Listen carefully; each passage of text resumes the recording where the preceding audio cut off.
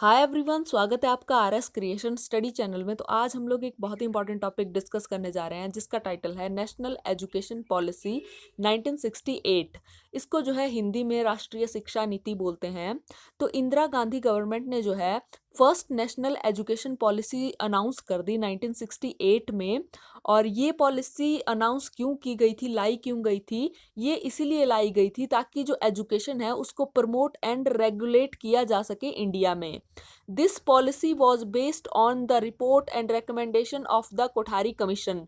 तो जो कोठारी कमीशन आया था 1964 में और उसने जो है अपनी रिपोर्ट 1966 में दी थी, और जितनी भी रिकमेंडेशंस उस रिपोर्ट में दी गई थी उन्हीं के बेस्ड के ऊपर जो है ये नेशनल एजुकेशन पॉलिसी बनाई गई है। मतलब जितनी भी जो सुझाव दिए थे कोठारी कमीशन ने, ये जो नेशनल एजुकेशन पॉलिसी है ये उन्हीं सुझावों के ऊपर जो है आधारित है।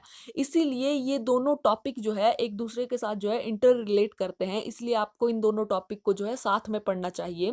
तो अगर अभी तक आपने जो है कोठारी कमीशन नहीं पढ़ा है तो मैंने इसके ऊपर वीडियो बनाई है, मैं आपको लिंक डिस्क्रिप्शन बॉक्स में दे दूंगी।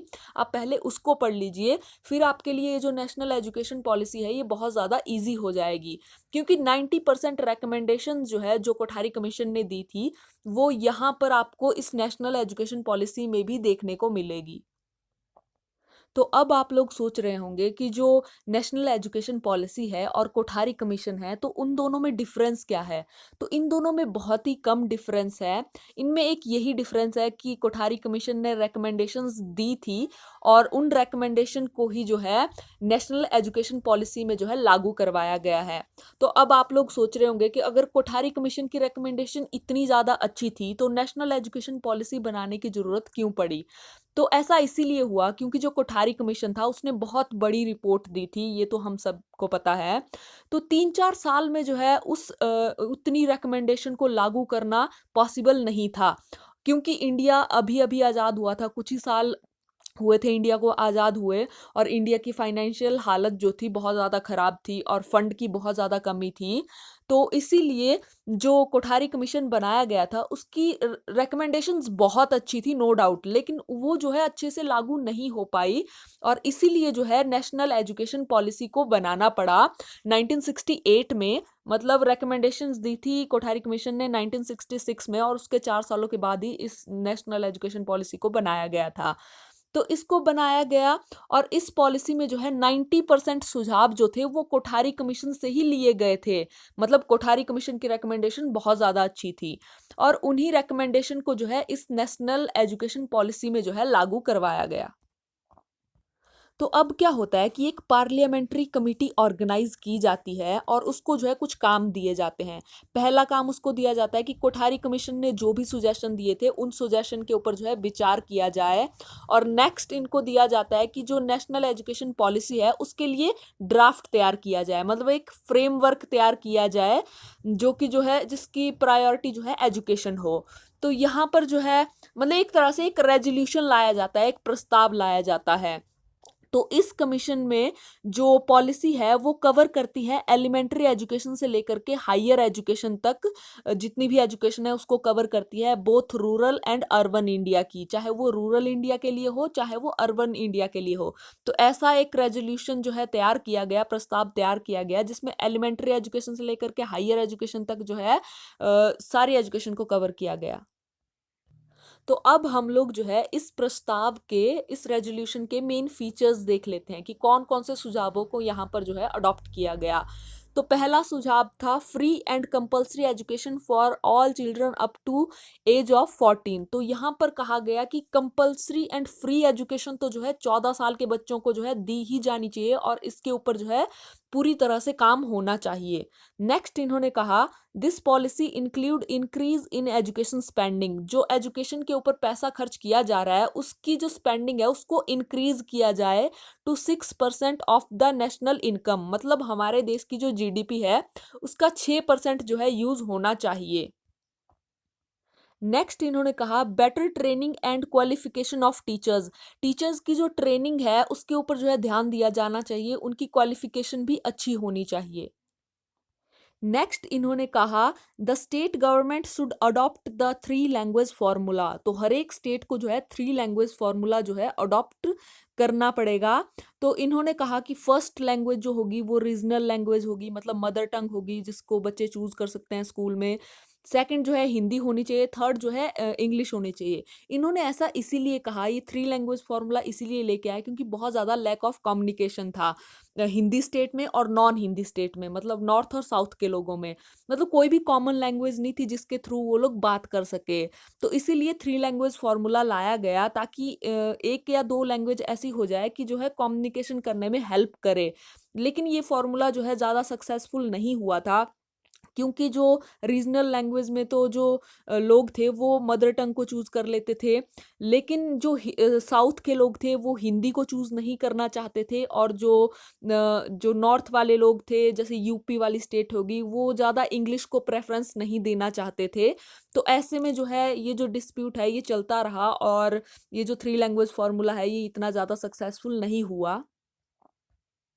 नेक्स्ट इन्होंने कहा every effort should be made to promote the development of Hindi as link language.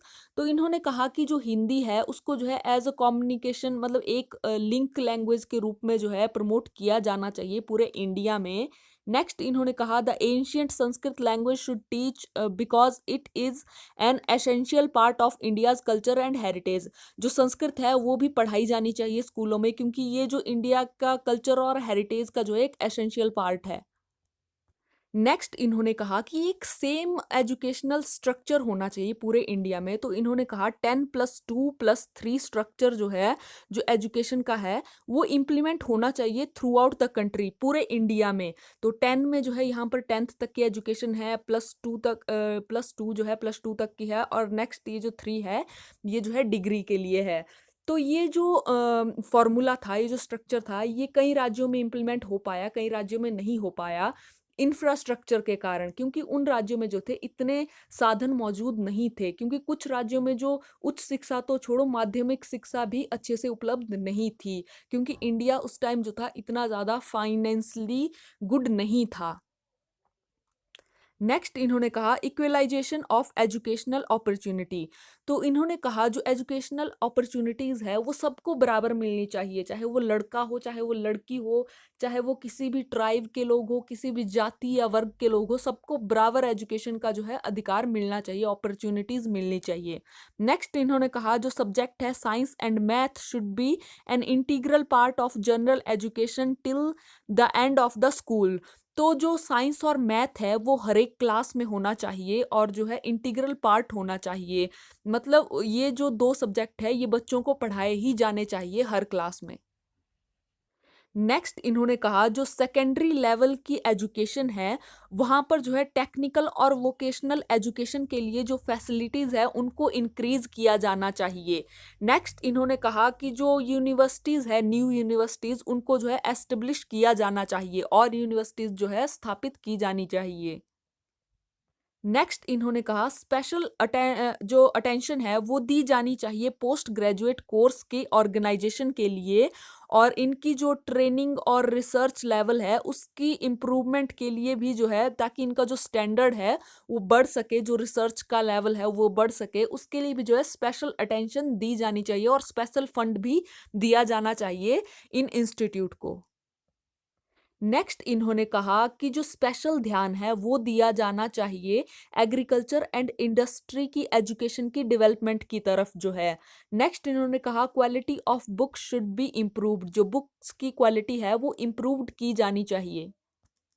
Next इन्होंने कहा part time education and correspondence courses जो है डेवलप किए जाने चाहिए लार्ज स्केल के ऊपर जो है यूनिवर्सिटी स्टेज पर।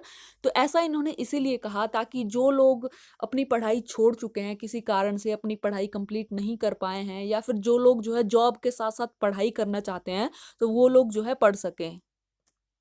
नेक्स्ट इन्होंने कहा games and sports should be develop on large scale. जो गेम्स और स्पोर्ट्स है उसके ऊपर जो है बहुत ज़्यादा ध्यान दिया जाना चाहिए और लार्ज स्केल के ऊपर उनको जो है डेवलप किया जाना चाहिए। नेक्स्ट इन्होंने कहा every effort should be made not only to protect the right of minorities but to promote their educational interest. तो जो माइनॉरिटीज हैं तो उनकी जो एजुकेशनल इंटरेस्ट जो है उनको जो है प्रोटेक्ट और प्रमोट किया जाना चाहिए गवर्नमेंट के द्वारा जो है, और उनके राइट को भी प्रोटेक्ट किया जाना चाहिए। नेक्स्ट इन्होंने कहा stressed on education of women. तो वुमेन के एजुकेशन के ऊपर जो है स्पेशल ध्यान दिया जाना चाहिए और जो है स्पेशल काम किया जाना चाहिए। तो ये तो थे मेन फीचर इस एजुकेशन पॉलिसी के। और गवर्नमेंट ऑफ इंडिया ने एक और बात कही, उन्होंने कहा कि हर एक 5 सालों के बाद जो है गवर्नमेंट देखेगी, रिव्यू करेगी कि एजुकेशन में जो है प्रोग्रेस हो रही है, कोई डेवलपमेंट हो रही है या फिर नहीं हो रही है, चेक करेगी और इस गाइडलाइन के अकॉर्डिंग जो है काम हो रहा है या फिर नहीं हो रहा है, तो ये भी गवर्नमेंट जो है हर एक 5 सालों में चेक करती रहेगी। तो ये थी national educational policy. I hope आपको ये जो वीडियो है ये अच्छी लगेगी। अगर अच्छी लगेगी तो प्लीज़ मेरे चैनल को लाइक, शेयर और सब्सक्राइब जरूर कीजिए। मिलते हैं ऐसी किसी नेक्स्ट वीडियो में, तब तक के लिए अपना ध्यान रखिए। Bye bye.